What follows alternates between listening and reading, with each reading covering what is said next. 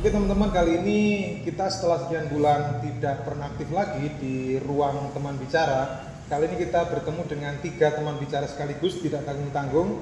Saat ini saya sedang berada di lokasi kerja di salah satu kecamatan bernama Kecamatan Kencong, Kabupaten Jember. Nah, pada kesempatan kali ini saya tidak ingin menyia-nyiakan untuk kita bisa menimba ilmu langsung kepada 3 orang teman bicara kita pada kesempatan kali ini dengan berbagai macam latar belakang teman-teman di wilayah. Sebagai pejuang wilayah, mereka berkomitmen untuk mendukung upaya program percepatan penurunan stunting di wilayah Kecamatan Kencong. Kita kenalan dulu satu persatu siapa mereka dan bagaimana latar belakangnya. Yang paling ujung ini Mbak Ulfa, yang di tengah Mas Huda, yang paling ujung Mas Yoga. Kita kasih kesempatan masing-masing untuk bisa bercerita pengalaman pribadinya. Sebelum itu, tentu kita harus kenal. Dimulai dari Mbak Ulfa dulu, silakan Mbak Ulfa. Terima kasih kepada Pak Andi. Perkenalkan, saya Ginarti Ulfa. Saya di sini menjadi pegawai kontrak di Balai KB Kecamatan Kencong. Saya sudah menikah, punya anak 1, dan harapan saya nanti ke depannya saya bisa membantu teman-teman dalam menjalankan program-program yang ada di BKKBN. Terima kasih. Oke, Mbak Ulfa, yang kami tahu juga sebetulnya Mbak Ulfa ini selain seperti yang diceritakan, latar belakangnya luar biasa teman-teman sekalian. Jadi pada teman bicara kali ini bukan orang sembarangan yang kami pilih. Jadi Mbak Ulfa ini berlatar belakang juga sebagai seorang kader yang sudah bertahun-tahun lama bergelut dengan berbagai macam persoalan di wilayah, terutama terkait dengan pengembangan sumber daya manusia di wilayah, tentang kesehatan, sosial, ekonomi dari desa Wonorejo, Kecamatan Kencong. Selanjutnya Mas Huda, silakan Mas Huda. Ya, terima kasih Pak Andi. Perkenalkan, nama saya Ahmad Miftahul Huda. Saya asli orang Kencong dan saya di sini sebagai PLKB non PNS dari 2019 sampai sekarang. Udah, oke. Nah itu Mas Huda. Mas Huda juga kalau dilihat dari masa pengabdiannya, Mas Huda di sini sebagai staf Balai KB Kecamatan Kencong yang paling lama. Tentu banyak sekali pengalaman nanti yang bisa dibagikan kepada kita. Semoga bisa menjadi insight tersendiri bagi kita dimanapun berada agar lebih peduli dalam upaya program percepatan penurunan stunting di wilayah kita masing-masing. Yang terakhir kita perlu kenalan, ini salah satu pejuang di wilayah juga, Mas Yoga. Silakan Mas Yoga. Terima kasih Pak Andi. Perkenalkan, nama saya Prayoga Marta Pradana. Saya asli Puger, Kecamatan Puger, Kabupaten Jember, yang tinggal di Kecamatan Kencong sekarang mengikuti istri. Dulunya saya adalah pegawai di UPT sebagai operator UPT di pendidikan. Nah, karena UPT-nya tutup, sekarang saya pindah di Balai KB Kecamatan Kencong. Terima kasih. Makasih Mas Yoga. Tentu dengan pengalaman Mas Yoga yang dari UPT di dinas yang berbeda, bisa jadi nanti ketika kita berbicara tentang program percepatan penurunan stunting di wilayah, tentu Mas Yoga punya pendekatan yang berbeda ketika melihat program stunting ini. Sebenarnya enaknya bagaimana sih? Kita harus bersama-sama berkolaborasi, kita sama-sama bersinergi agar program percepatan penurunan stunting di wilayah itu bisa berjalan dengan baik. Tentu teman-teman dengan latar belakang yang berbeda-beda bisa memberikan karakter dan warna yang tersendiri agar bisa menyelesaikan persoalan menurut karakteristik kewilayahan yang ada di masing-masing desa. Ini dari desa yang berbeda loh, jadi nanti jangan salah, potensi dan persoalan yang muncul tentu berbeda-beda dengan solusi yang berbeda-beda. Di sini yang paling perlu kita garis bawahi, karena memang yang berlatar belakang sebagai seorang kader paling lama itu Mbak Ulfa, tentu nanti pasti banyak pengalaman yang bisa dibagi kepada kita tentang bagaimana penanganan stunting di wilayah Mbak Ulfa. Oke Mbak Ulfa bisa berbagi cerita nggak kira-kira di wilayah Mbak Ulfa itu sejauh mana upaya yang sudah dilakukan pemerintah lokal, dalam hal ini pemerintah desa atau mungkin kita yang berada di Balai KB dalam memuluskan perjalanan program percepatan penurunan stunting di wilayah. Boleh bercerita ke kita Mbak Ulfa, silakan Mbak Ulfa. Ya, terima kasih kepada Pak Andi. Kalau di Desa Wonorejo, kegiatan kami alhamdulillah mendapat respon dari pemerintah desa. Dan teman-teman yang ada di wilayah juga sangat bagus sekali Pak dalam rangka penanganan pencegahan stunting ini. Awalnya kita merasa bahwasanya kita itu tidak ada kesempatan sebagai kader itu hanya saja kita berpikirnya kok hanya seperti ini. Tapi dengan adanya support dari pemerintahan desa, akhirnya teman-teman ini bisa bangkit lagi. Dan itu pula yang menjadi misi saya. Karena kenapa? Kader itu kan kalau tidak dari hati kita tidak akan bisa. Iya, kerja sosial soalnya. Iya, karena memang intinya yaitu tadi sosial. Oke. Nah, dari teman-teman ini saya juga belajar bahwasanya teman-teman ini menjadi pondasi dari semua kegiatan. Tanpa teman-teman kegiatan ini tidak akan berjalan.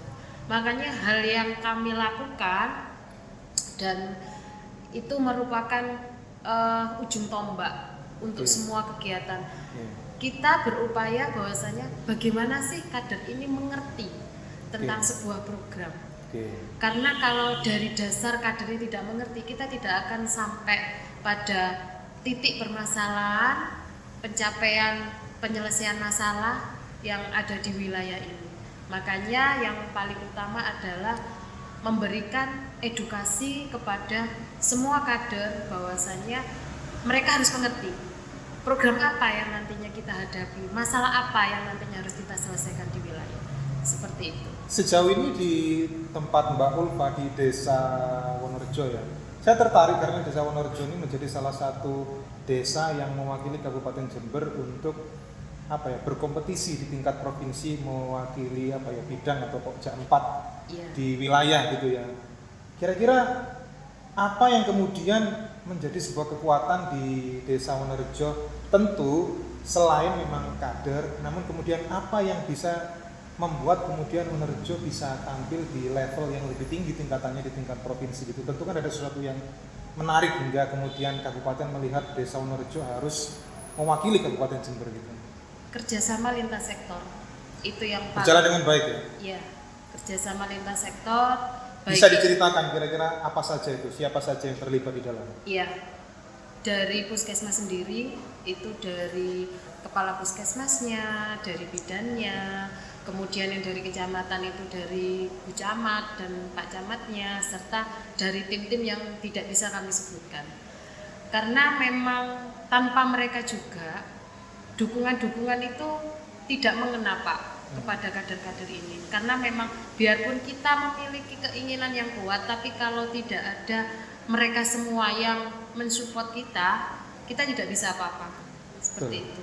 Kemudian dari pemerintah desa ini dari Pak Kades dan Bu Kadesnya, kerjasamanya itu jujur pada waktu itu kita biarpun baru, Bu Kadesnya dan Pak Kadesnya baru, akan tetapi mereka sangat respon sekali dengan kegiatan apa yang memang menjadi peran penting untuk kegiatan kader ini.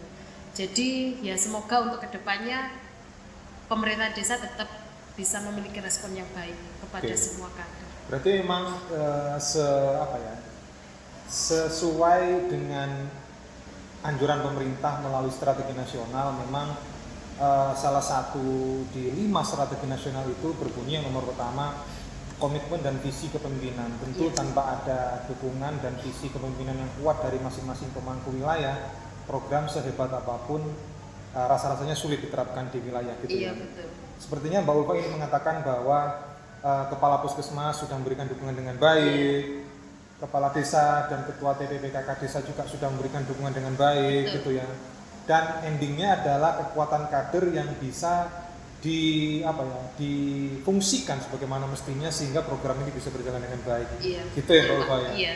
Oke, kita geser sedikit ke Mas Huda. Ini ada yang menarik, Mas Huda ini paling senior loh di Balai KB Kecamatan Kencong. Tentu secara fungsi keadministrasian di Kecamatan Kencong, Mas Huda ini sudah mungkin sambil tutup mata pekerjaan itu bisa beres gitu ya. Nah ini ada yang menarik-menarik, kita bisa belajar sedikit dengan Mas Huda. Mas Huda sudah berapa tahun Mas Huda di Kecamatan Kencong di Balai KB ini Mas Huda? Sekitar 2 tahun, mulai 2020. 2020 ya? Iya. 2019, 2020 ya? Iya. Kurang lebih seperti itu ya? Iya. Sebelumnya di mana Mas Huda kalau bisa sharing kepada kita? Sebelumnya saya ada di Dinas DP3 KB Kabupaten Jember. Oke. Jadi sebelumnya berarti di induk ya, di Ya. Kabupaten Jember, kemudian karena kondisi wilayah yang membutuhkan dukungan tenaga, maka Mas Huda dikirim untuk diperbantukan di Kecamatan Kencong. Ternyata sampai sekarang. Berarti sesuai ya, secara kewilayahan cocok ya sampai 3 tahun gitu ya. Ya. Oke, berarti ada yang menarik untuk 3 tahun itu. Dari perjalanan 3 tahun ini Mas Huda bisa cerita nggak kira-kira pengalaman-pengalaman menarik seperti apa ketika Mas Huda membersamai teman-teman kader di wilayah? Kan tentu banyak program tuh. Ya. Sebelum ada stunting ini kan mungkin ada banyak program lain, program A, B, C dan seterusnya. Ya. Kira-kira pengalaman Mas Huda bisa diceritakan nggak kira-kira mendampingi teman-teman kader TKK dalam sisi keadministrasian? Apa yang bisa diceritakan ke kita Mas Huda? Boleh cerita Mas Huda? Ya, baik Pak Andi, terima kasih. Awal saya ke Kabupaten Jember, Kecamatan Kencong. Ini awal-awal itu pas masa Covid. Covid berarti ya? Iya, COVID-19 pas masa ya? Covid. Iya, program di situ cuma sedikit. Tidak ada kegiatan? Iya, ya? tidak ada kegiatan. Iya, begitu.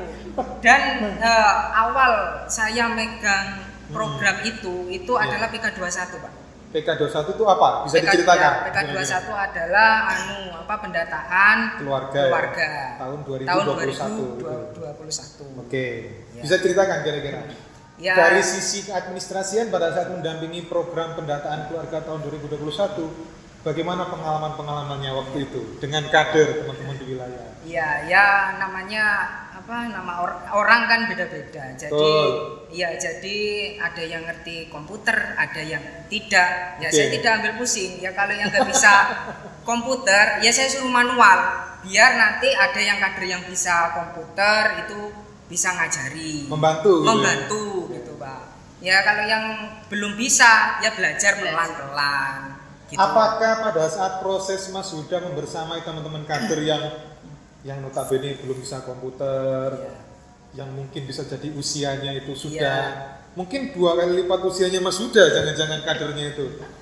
Ada trik nggak kira-kira bagaimana menjaga konsistensi energi positif dalam diri Mas Huda untuk tetap sabar, ulet ngajari orang-orang yang jauh lebih senior itu bagaimana Mas Huda? Waktu pengalaman PK21, boleh cerita nggak kira-kira?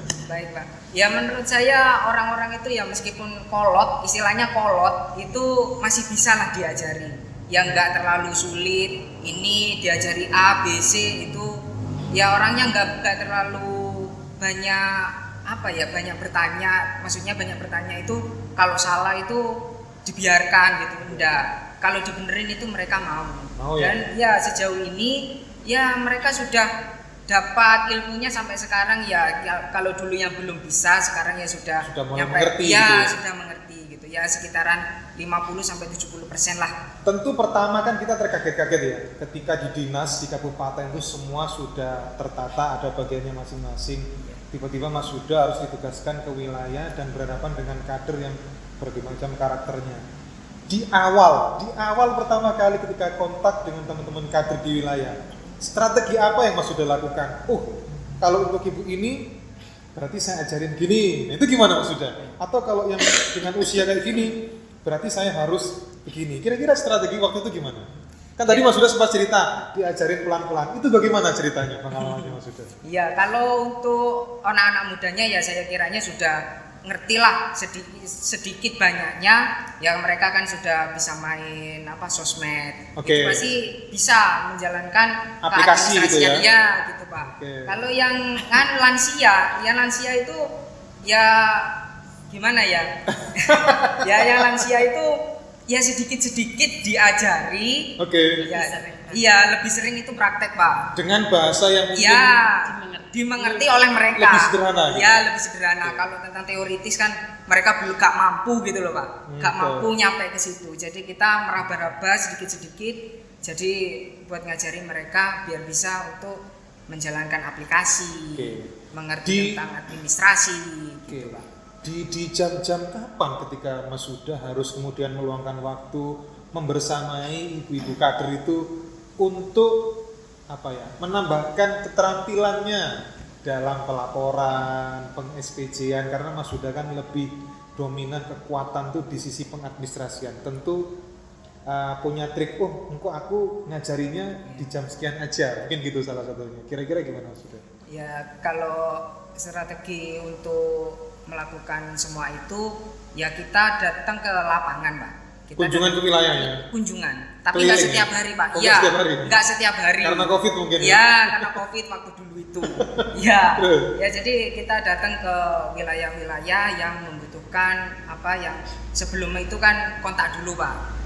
Oke. Nah, kadernya itu kontak dulu 1, 2, 3 itu ada yang Mas saya nggak bisa gini, Oke. Mas saya nggak bisa gitu. Berarti proses penyelesaian pendampingan pelatihan itu sesuai dengan karakteristik masing-masing persoalan kader ya, Iya Pak.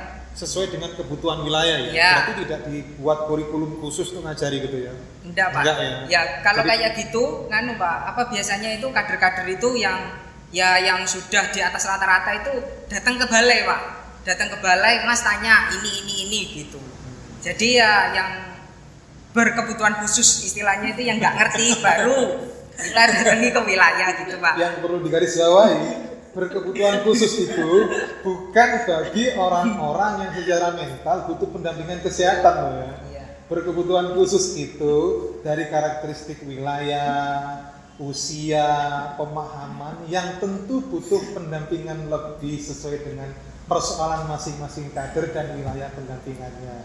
Jadi jangan diartikan yang berbeda pada konteks ini gitu teman-teman sekalian. Itu dari Mas Huda yang kemudian sudah berpengalaman tahun 2019 sampai hari ini fokus untuk membersamai teman-teman kader di wilayah tentang bagaimana menguatkan lini keadministrasian di Balai KB Kecamatan Kencong.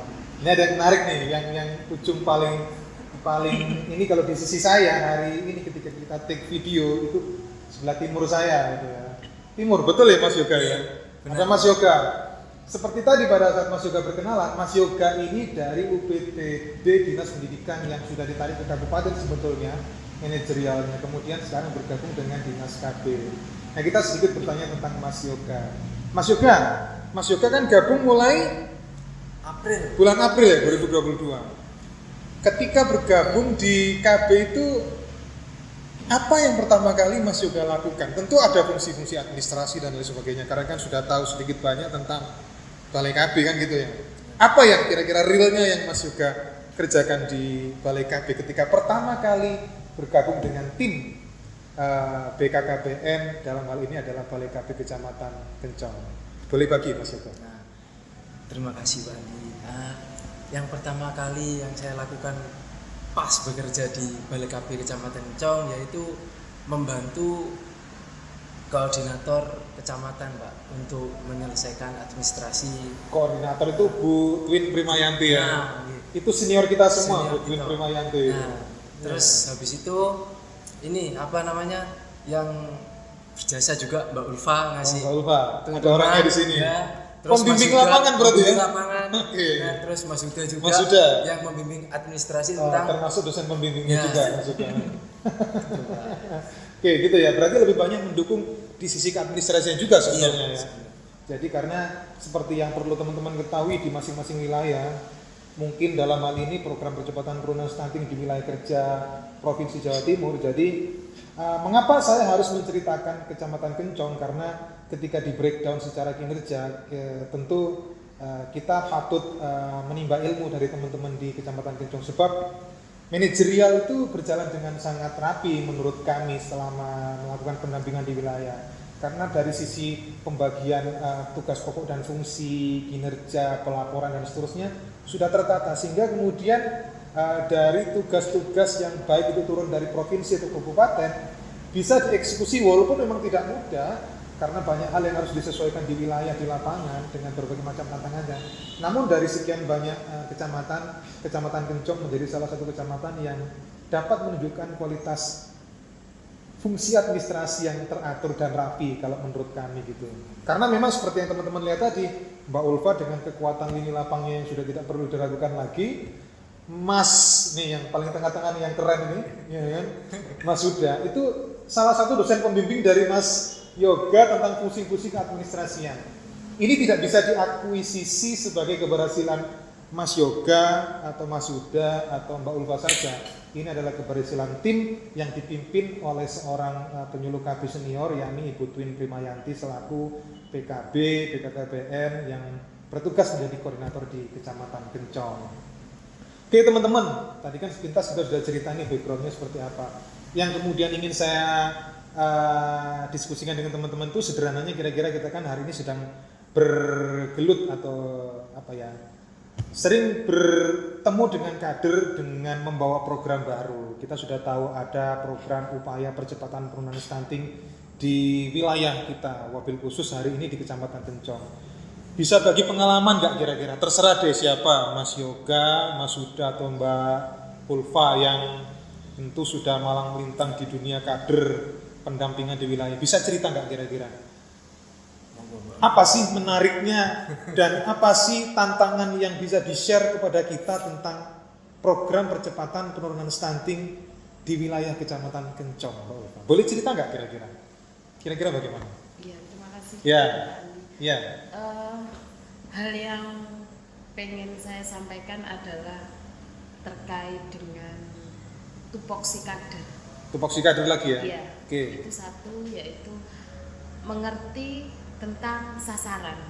Sasarannya harus tahu. Sasaran kita yang nantinya akan kita tangani, baik itu dari ibu hamil, calon pengantin, terus dari baduta maupun balitanya, ibu nifas.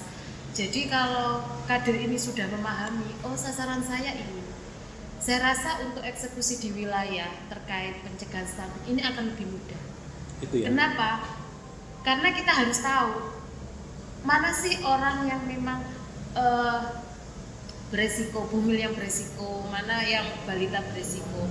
Itu kalau kita sudah mengetahuinya, kita dalam melakukan pendampingan apapun kita akan merasa gampang. Dan yang kedua yaitu kita saling bekerja sama. Oke. Dan mengerti karakter masing-masing dari kader yang ada di wilayah. Iya. Itu. Karena apa? SDM kader itu tidak sama. Itu yang pertama. Terus yang kedua, cara mereka menyampaikan permasalahan-permasalahan yang ada di wilayah itu mereka tidak sama. Ada yang mau menyampaikan secara langsung, ada yang tidak mau menyampaikan secara langsung, baru kita menanyakan, itu pun dia harus bilang seperti itu. Makanya sebagai pekerja di wilayah kita juga harus memahami karakternya kader ini seperti apa, dan kita juga harus tahu seperti apa sih mereka kerjanya. Itu yang paling penting. Itu menurut saya.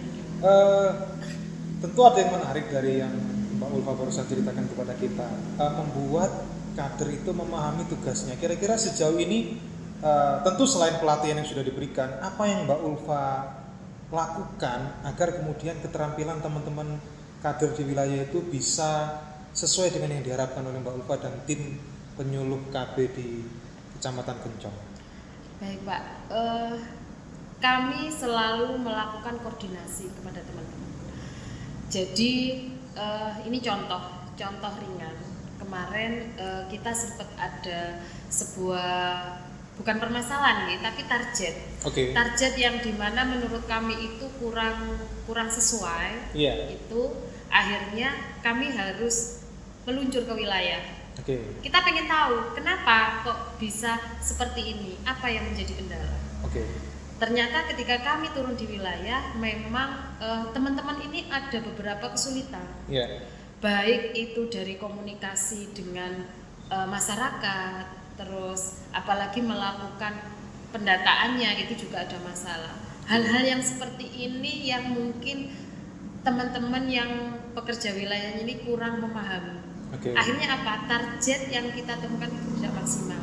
Makanya kami dari Balai KB bekerja sama dengan koordinator, kita biasanya membagi waktu untuk tempat mana yang nantinya itu memang targetnya kurang.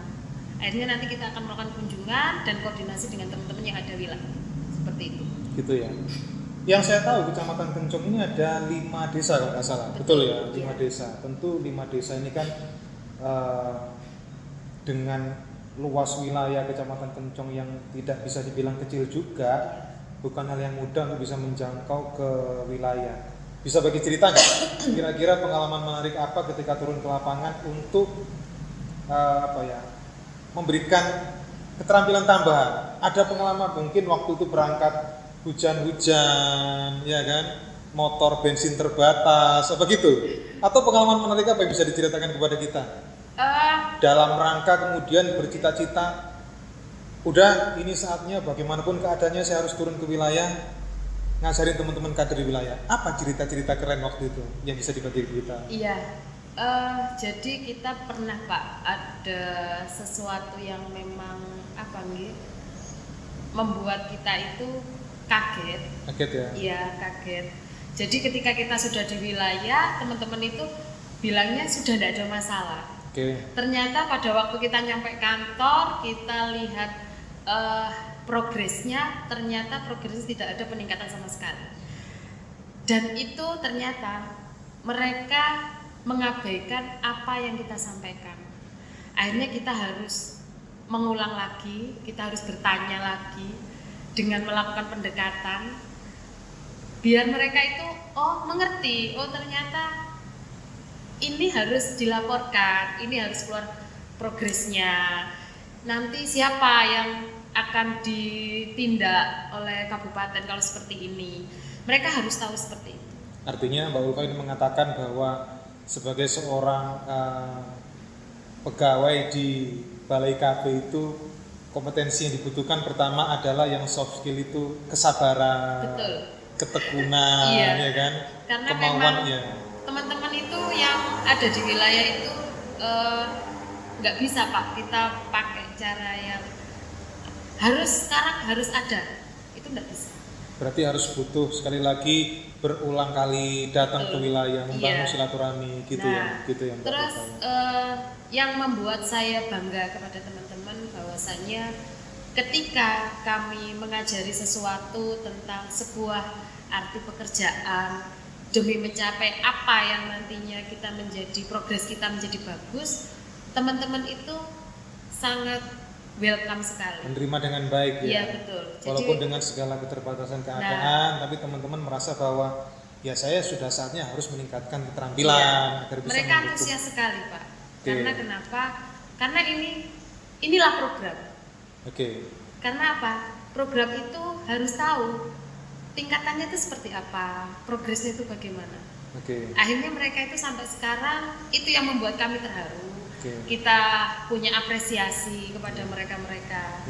Makanya kenapa yang hal-hal yang seperti ini bahwasanya teman-teman yang ada di wilayah sana biar tahu bahwasanya ini loh ujung tombaknya yang ada di kabupaten gitu lain, ada yang di kota lain, ada yang di wilayah lain. Ini kita ujung tombaknya. Tapi yaitu tadi kita kembalikan bahwasanya karakter orang itu berbeda. Nah, itu hal yang perlu kita pelajari. Kita harus tahu bahwasanya mereka itu tidak sama dengan kita harus menghargai baik itu kelemahan dan kelebihannya. Luar biasa ya, luar biasa nggak sih, keren banget nggak sih? Nah, tentu nggak mudah untuk menerapkan apa yang dikatakan Mbak Lupa, membutuhkan waktu yang cukup panjang menjadi seorang kader pengabdian wilayah yang jangan salah, sebagai seorang kader itu tidak ada gajinya, tidak ada upah yang sampai bisa bilang setiap bulan mendapatkan sekian gitu, belum tentu. Maka ini benar-benar berangkat dari hati. Kita bisa rasakan apa yang dikatakan oleh Mbak Ufa, kalau dia mengatakannya menggunakan hati, maka kita mendengarkannya itu sebagai orang yang bisa menerima dengan hati pula gitu. Mas Huda sama Mas Yoga, seperti yang diceritakan Mbak Ulfa tadi, ini kan luar biasa kan ya, sering turun ke lapangan segala macam. Bentuk dukungan dari sisi keadministrasian kira-kira bagaimana Mas Huda? Kan seperti yang kita ketahui kalau program itu kan pertanggungjawabannya dari sisi keadministrasian ada yang sederhana, ada yang membutuhkan kesabaran juga gitu ya. Apa Mas, mungkin Mas Yoga sama Mas Huda bisa bercerita kepada kita pengalaman-pengalaman menariknya dari sisi keadministrasian selama menjalankan program percepatan penurunan stunting sejauh ini di Kecamatan Kencong. Boleh cerita nggak Mas? Udah nanti mungkin bisa dilengkapi sama Mas Yoga juga deh. Gitu ya. Ya baik Pak Andi, terima kasih. Yang pengalaman yang menarik itu yang mengenai ke-SPJ-annya pendampingan. Iya, pendampingan itu. Dan sampai hari ini, mohon maaf saya potong, Kecamatan Kencong menjadi kecamatan pertama yang berhasil mengumpulkan SPJ dari 31 kecamatan se-Kabupaten Jember. Oh, ini luar biasa. Ya kan? Salah satunya karena dukungan teman-teman di sini gitu loh. Oke, Mas sudah boleh dilanjut. Baik. Nah, itu banyak kendala di aplikasi, Pak. Oke. Aplikasi. Nah, di aplikasi itu ada dari provinsi itu disuruh itu contoh ini aplikasi Elsimil. Nah, di situ namanya pasangan itu kan harus ada laki-laki perempuan. Betul. Gak boleh cuma satu laki-laki aja, perempuan aja. Karena memang bahasanya adalah calon pengantin ya. Calon Berarti ada pengantin. pasangannya. Ada gitu. pasangannya. Gak mungkin nikah sendiri kan? Nggak ada pasangannya. Iya kan nggak mungkin. Yeah. Nah dari situ itu pengeksbijiannya itu rada ribet, Pak. Gitu ya. Iya. Nah di situ kan ada pasangan sudah seumpama di belangkunya itu tertulis nama pasangannya laki-laki sama perempuan. Tapi di aplikasi itu cuma ada yang perempuan. Salah satu saja gitu. Salah satu saja. Nah Oke. itu katanya nggak bisa dicairkan, Pak. Gitu Itu. ya. Ya katanya nggak bisa dicairkan. jadi ini Balai KB ini wilayah ini harus didampingi, Pak. Gitu untuk biar mau mendownload. Faktor tidak mau mendownload itu kan banyak, Pak. Iya. Ya kayak seumpama yang katanya kalau dimintai kayak gitu bocorannya, Pak, biodatanya. Oh, Takutnya gitu. gitu. Nggak boleh sembarangan. Ya, nggak gitu boleh ya. sembarangan. Oke. Tapi kan notabene-nya kita ini program ini kan sudah nyampe ke pasti kan sudah memberitahu gitu, Pak. Oke. Ya, Oke. ya gitu. Salah Ya. satu pengalaman menarik karena Iya. kita memang harus mengakui bahwa memang pemahaman tentang program ini tidak semudah membalik telapak tangan sesuai dengan apa yang kita harapkan. Kalau Mas Yoga kira-kira punya pengalaman apa, Mas Yoga? Terima kasih. Gini Pak, Iya. untuk pengekspejian Apa harus ngetik siang sampai malam Boten. atau sampai pagi? Sudah. Gimana? Untuk pengekspejian di GFOM Pak, ambil dari GFOM. Oke. Nah, itu kadang kader itu tanggalnya tidak sama Pak, yang ada di manual. Oh gitu. Iya. Antara yang di default dan manual nggak sama Nggak gitu sama, ya. Pak. Oke. Terus gimana caranya? Nah, itu Menyampaikan ulang ke menyampaikan ulang ke kader. kader berarti ya. Oke. Terus itu lagi kadang ada yang double input. Double input. Padahal secara manual cuma satu gitu ya. Iya.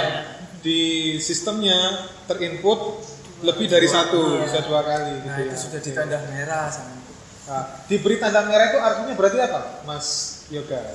Berarti harus dilakukan perbaikan gitu ya. Dilakukan perbaikan, Pak. Oke. Jadi memang ternyata seperti yang sudah kita pahami bersama, memang jangankan berbicara pada level nasional ya. Tentu kan pemerintah memiliki cita-cita yang sangat mulia untuk melindungi generasi berikutnya dari efek buruk stunting gitu. Maka betapa luar biasanya pemerintah telah berupaya memberikan berbagai macam dukungan agar generasi bangsa Indonesia di masa yang akan datang itu lahir generasi-generasi yang lebih hebat daripada zaman kita. Tentu tidak mudah, apalagi berbicara pada level nasional. Kita saja yang di tingkat kecamatan dengan berbagai macam karakteristik masyarakat, tentu kita harus benar-benar memahami kearifan lokal gitu ya, dengan berbagai macam latar belakang profesi. Tentu pada pembicaraan kali ini tidak dalam rangka mendiskreditkan atau menempatkan profesi tertentu seolah-olah tidak memahami program ini, tidak teman-teman. Ini sebagai media edukasi agar kita semua sama-sama bisa saling melengkapi. Jika memang ada yang dirasa kurang, teman-teman dimanapun berada bisa melengkapi bahwa pada konteks pembicaraan upaya percepatan penurunan stunting di wilayah kami, seperti itu gambarannya. Mungkin bagi wilayah kecamatan, kabupaten lain di seluruh Indonesia bisa berbagi kira-kira langkah tepat bagaimana yang dialami oleh rekan-rekan kami di wilayah yang mungkin bisa jadi dialami juga oleh teman-teman di wilayah kabupaten atau kota lain di Indonesia gitu, bisa berbagi di kolom komentar nanti gitu ya. Oke, sebagai closing pada obrolan kita sore hari yang sudah mulai turun hujan ini ya, luar biasa ya.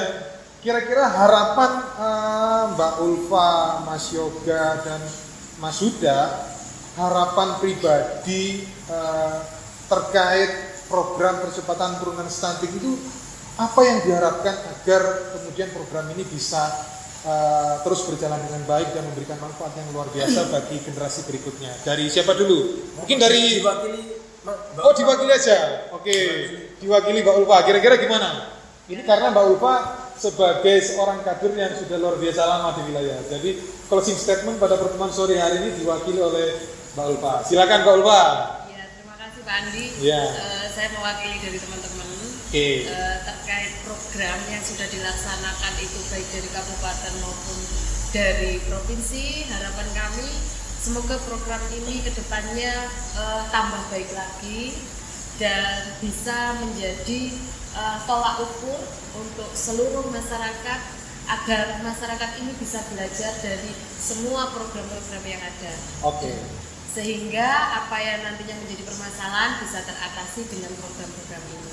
Dan yang kedua yaitu semoga dengan adanya program ini teman-teman kader yang ada di wilayah bisa tetap bekerja sama dengan semua lintas sektor yang ada di wilayah masing-masing dan menjadi kader sebagai jujur dan bekerja keras dan sosial. Itu saja. Terima kasih. Ya, oke, terima kasih.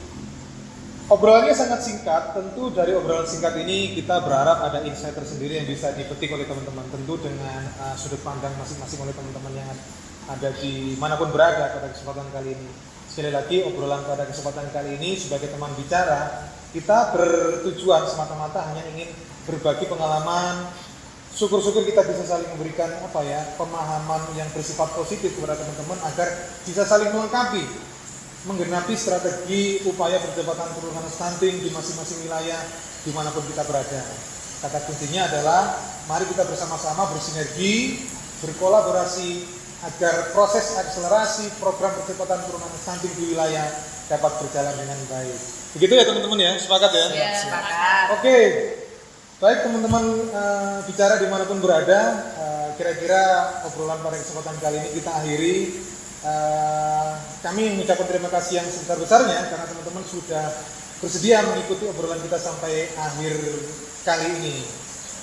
Tetap sehat, tetap semangat agar kita bisa tetap sama-sama terus berjuang memperjuangkan kira-kira ya seluruh hak sehat generasi berikutnya dimanapun kita berada. Terima kasih. Assalamualaikum warahmatullahi wabarakatuh. Selamat sore.